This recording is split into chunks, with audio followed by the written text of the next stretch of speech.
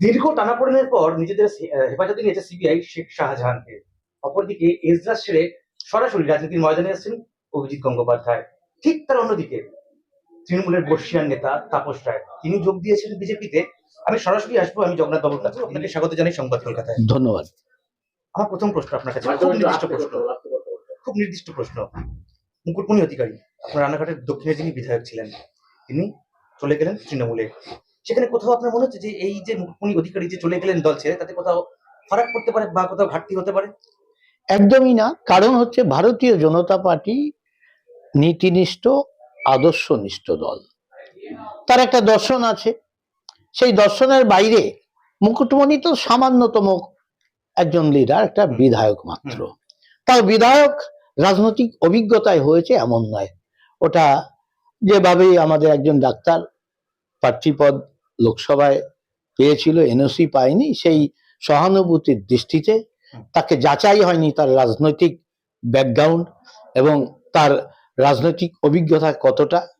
আমরা দেখেছি প্রতি পদে পদে রাজনীতির আমাদের দলের ক্ষতি তিনি করতেন, প্যারালাল করার চেষ্টা করেন। দলটাও ভালোভাবে করেনি। মতুয়া মহাসংঘের কাজও তিনি মতুয়া দর্শন মেনে সত্যিকারের আধ্যাত্মিকতার লাইন সেটাও করেনি। উনি রাজনৈতিক সব পরিত্যক্ত লোকগুলোকে গুছিয়ে নিয়ে, তারা মতুয়া সম্প্রদায়েরও নয়, তারা মতুয়া সংগঠন করে, তাদের নিয়ে ফ্ল্যাগ নিয়ে মাঝে মাঝে দল বিরোধী স্লোগান দিয়ে মিছিল করত। অর্থাৎ না করেছে মতুয়া সংগঠনের উন্নতি, না করেছে ভারতীয় জনতা পার্টির উন্নতি। বিধায়ক হয়েছেন এবং এলাকায় যদি আপনি সার্ভে করে দেখেন, দক্ষিণ রানাঘাট বিধানসভা কেন্দ্রে সাধারণ মানুষ তিতি বিরক্ত, ক্ষোভ বিক্ষোভ অনেক কিছু করেছে, ধাক্কাধাক্কি অনেক কিছুই হয়েছে। তাই তার মতো একজন রাজনীতিতে অনভিজ্ঞ, এই সময় ডুবন্ত নৌকায় কেউ ওঠে না পাগল ছাড়া।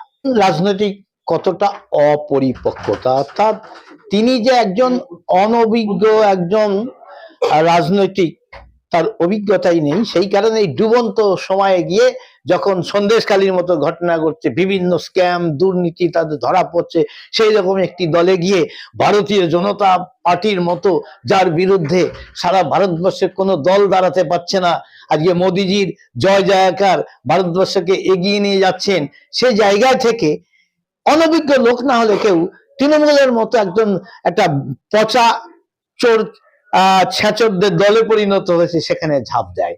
অর্থাৎ এখানে ঝাঁপ দেওয়া মানে রাজনৈতিকগত ভাবে আত্মহত্যা করা। আর দ্বিতীয় প্রশ্ন খুব স্পেসিফিক। তিনি অভিযোগ করেছেন যে দলে থেকে তিনি মানুষের উন্নয়নে তিনি কাজ করতে পারছেন না। এটা তো খুব সত্য। বিজেপির যারা যারা বিধায়ক রয়েছেন, যেহেতু শাসক দল তৃণমূল, তো সেইখানে দাঁড়িয়ে কাজ না করতে পারাটা খুব স্বাভাবিক। যদি আগামী দিন বিজেপি যদি ক্ষমতায় আসে, তাহলে কি তিনি আবার ঘর ব্যবসায়ী হবে? আমি বলবো আসলে অরাজনৈতিক ব্যক্তিত্ব নয়, আসলে তিনি বোকাও বটে। কারণ এনওসি দেয়নি কে তাকে? রাজ্য সরকার দেয়নি, তৃণমূল দেয়নি। এবং পরবর্তীকালে কাজ করতে দিচ্ছে না কাদের? বিজেপি বিধায়কদের। তৃণমূলই দিচ্ছে না। অপরদিকে ভারতবর্ষ এগিয়ে নিয়ে যাচ্ছে বিকশিত ভারতের লক্ষ্যে, অর্থনীতিতে এগিয়ে, সামরিক শক্তিতে এগিয়ে, প্রোডাকশন শিল্প ক্ষেত্রে সর্বক্ষেত্রে এগিয়ে। সারা বিশ্বে নরেন্দ্র মোদীর জনপ্রিয়তা, বিজেপির জনপ্রিয়তা বাড়ছে। তিনি কি করলেন? সেই সময়ে তিনি চলে গেলেন। দেখুন, মানুষের চাওয়া পাওয়ার জন্যই শুধু রাজনীতি নয়, দেশ, সমাজ, রাষ্ট্রভাবনা তার ভেতরে কিছুই প্রবেশ করেনি বলেই তিনি চলে গেছেন। এই বঙ্গে নরেন্দ্র মোদীজি তিনি এসেছিলেন, দলীয় সভা করেছেন আরামবাগের মাটিতে। সেখান থেকে তিনি কার্যত একটি সংখ্যা তত্ত্ব একদম কিন্তু তিনি ছুড়ে দিয়েছেন বঙ্গবাসীর উদ্দেশ্যে। 42-42 2024-এ। ঠিক তারপরেই এই মুকুটমণি অধিকারী তিনি দল ভেঙে বা দল ছেড়ে তিনি গেলেন তৃণমূলে। তিনি কি কোথাও ভরসা করতে পারছিলেন না? আমার মনে হয় ওনাকে পরীক্ষা করা দরকার, এরকম কেন করছেন। স্বাভাবিক নিয়মে কেউ মেলাতে পারছে না। এবং আপনি দেখুন যে কত পোস্ট ওর সঙ্গে কিছু লোক হলেও ছিল, তারাও তার বিরুদ্ধে ছিছি করছে, নিন্দাজনক পোস্ট করছে, প্রস্তাব করছে।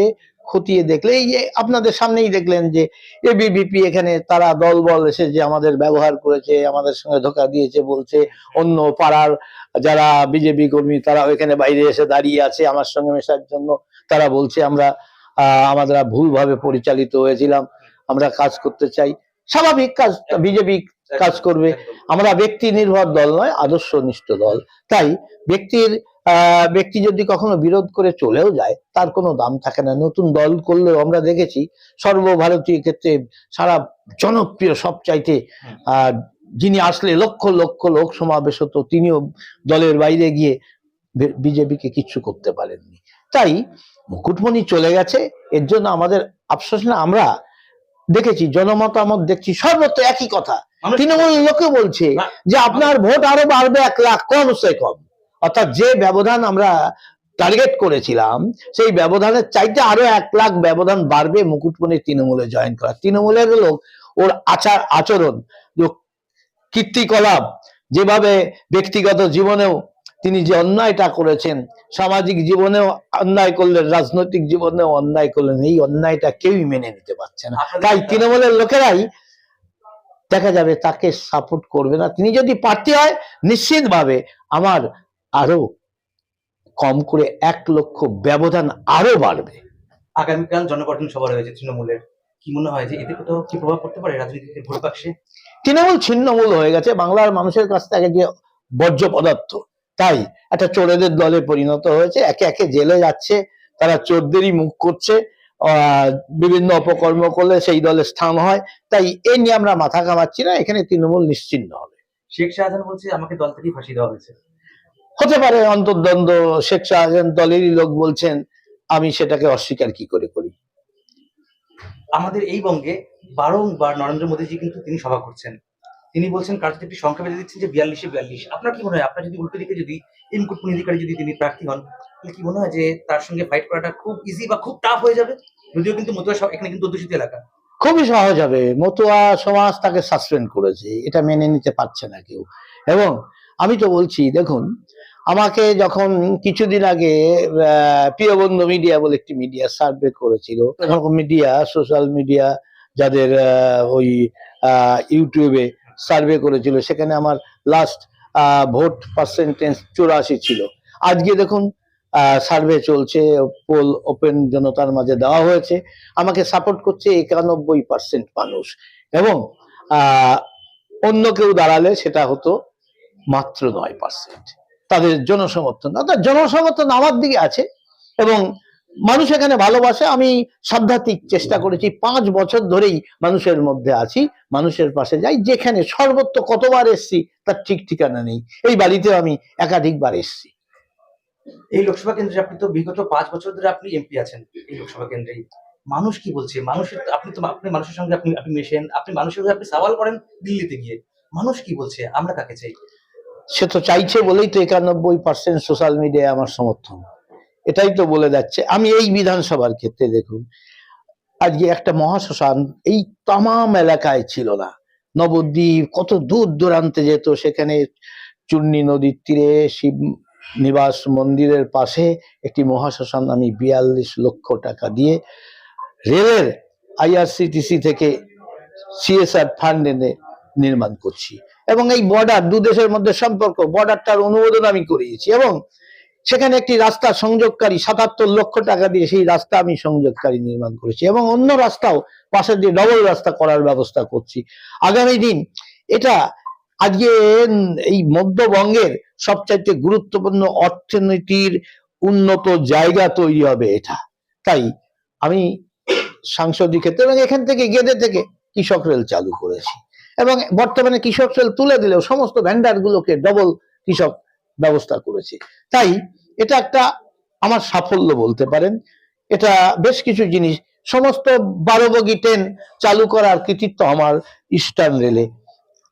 শিয়ালদায় 4টি প্ল্যাটফর্মে কাজ চলছে, অনেক ট্রেন মিস হচ্ছে, কয়েকদিন পরেই ওটা চালু হয়ে যাবে। তাই এই হেন ভালো ভালো কাজ যেটা শুধু আমার সংসদীয় ক্ষেত্রের বাইরেও করেছি।